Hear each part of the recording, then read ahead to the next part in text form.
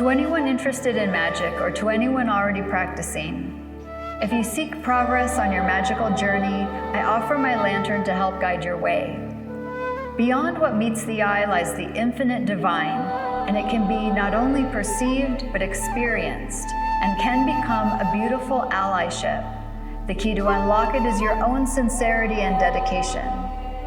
Join me on the path of the Western mystery tradition, as we evolve together, as we strive to know ourselves, as we attune our will guided by divine instruction.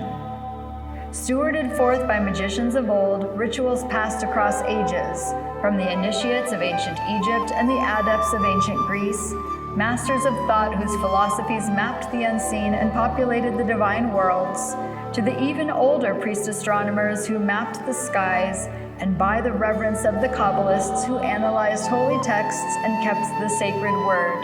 Now, in the lineage of ceremonial magicians who have passed these teachings down from mouth to ear in times of great magical revival,